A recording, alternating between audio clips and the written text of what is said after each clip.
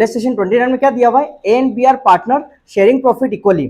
फिर आगे बोला है their capital as on 1 April 2024 were ₹5 lakh each. ठीक है, आगे बताया है partners are allowed interest on capital at the rate 5% per annum, drawing of each partner were ₹1 lakh, salary is to be allowed to be at the rate ₹5,000 per month. ठीक है, आगे बोला है net profit for the year ended 31 March 2025 was ₹8,80,000, 10% of the net divisible profit. क्या बोला है, net divisible profit, उसमें था डिविजिबल प्रॉफिट, इसमें है नेट डिविजिबल, फर्क होता है। ठीक है, आगे बोला है is to be set aside to general reserve, prepare profit and loss appropriation account for the year ended 31 March 2025। आई बात समझ में? अब कैसे होगा सुनना ध्यान से। इसमें आपको क्या बनाना है, पी एंड एल एप्रोप्रिएशन, आपको पता होगा इसमें प्रॉफिट हमें बता रखा है बाय पी एंड एल, क्या है ये, नेट प्रॉफिट। ठीक है, कितना है देख के बताओ, 8,80,000। आई बात समझ में?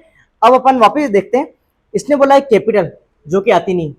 ठीक है, फिर बोला है इंटरेस्ट ऑन कैपिटल कितनी, 5%। कितनी बोल रखी है, 5%। तो सबसे पहले अपन यहाँ पे क्या करते हैं, कैलकुलेशन ऑफ आईओसी। फर्स्ट कौन है, एक्स, और एक और है वाई। एक्स की कैपिटल बताओ, ए और बी है, हाँ, तो यहाँ पे ए कर दो और यहाँ पे बी, बिल्कुल सही है, ए और बी है ना। ठीक है, कैपिटल कितनी है, 5 लाख, हाँ, तो ये हो गया 5 लाख, और बी की भी कितनी हो गई, 5 लाख। यहाँ तक क्लियर है, दोनों की 5 लाख है, और कितना परसेंट लगाना है, 5%, तो इंटू 5/100 कर दो आप, इंटू 5/100, तो कितना आ जाएगा, 5 जा 25,000, और ये आ गया 25,000। ठीक है, आईओसी आपको पता होगा डेबिट साइड में लिखते हैं 2 IOC, एक तो ए है और एक कौन है, बी है। ए की है 25 और बी की भी कितनी है, 25, कितना हो गया, यहाँ तक क्लियर। फिर आगे देखो, आगे उसने ये बोला है सैलरी। ठीक है, ड्राइंग तो लिखते नहीं अपन, लिखते हैं क्या, ड्राइंग नहीं लिखते। आगे बोला है सैलरी कितना है, 5,000 पर मंथ, किसकी, बी की। तो यहाँ पे आप देख लो 2/20 सैलरी, कितना बोला है, 5,000। तो यहाँ पे आप लिख दो 5,000 मंथ की है, तो 12 से आप क्या कर दो, मल्टीप्लाई, क्योंकि पूरे साल की अपन कैलकुलेट करनी है, कितना हो जाएगा, 60,000। आगे बात सुन में, नेक्स्ट उसने क्या बोला है, ये हो गया। फिर बोला है, हाँ, जनरेटर की बात बोली है, ठीक है, अब कितना है, 10%। देखो सेकंड पॉइंट की अपन बात करते हैं, calculation of general reserve. Same वही, डिविजिबल हो या नेट डिविजिबल हो, लेस तो करना ही है ना। तो अब करो आप, कितना है, 8,80,000 माइनस कितना हो जाएगा, 50,000 माइनस कितना हो जाएगा, 60,000। यहां तक समझ में आ गई बात। अब देखो आप कितना हो रहा है, 8,80,000 माइनस 50,000 माइनस 60,000, कितना हो गया, 7,70,000 इनटू। अब ध्यान रखना, अगर डिविजिबल प्रॉफिट होता है तो 10/100 करते हैं, और नेट डिविजिबल प्रॉफिट होता है तो 10/100 प्लस रेट करते हैं।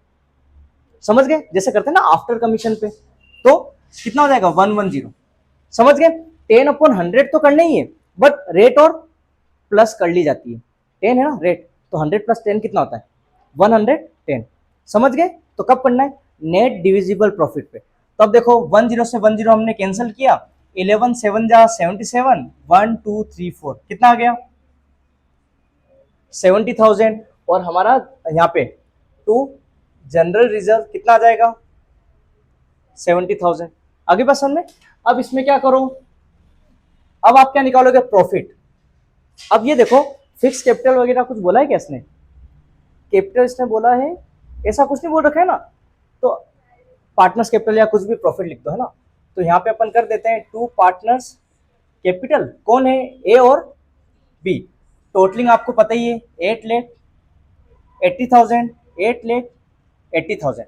अब आप देखो लेस करके कितना हो रहा है, यहाँ पे 8,80,000 माइनस 50,000 माइनस 60,000 माइनस 70,000, ये आ रहा है 7 लाख। कितना आ रहा है, 7 लाख। समझ गए।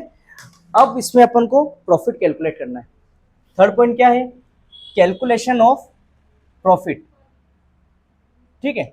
अब एक बात बताओ, एक तो ए है और एक बी है, प्रॉफिट कितना है 7 लाख, ये भी कितना है 7 लाख।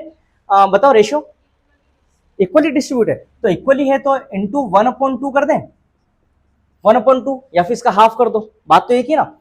2 3 जा 6, 2 5 जा 10, कितना हो जाएगा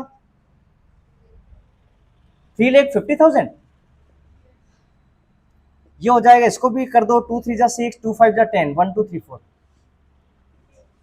1 2 3 4 कितना हो गया 3,50,000। यहाँ पे आप मेंशन कर दो 3,50,000, 3,50,000। क्लियर आपके।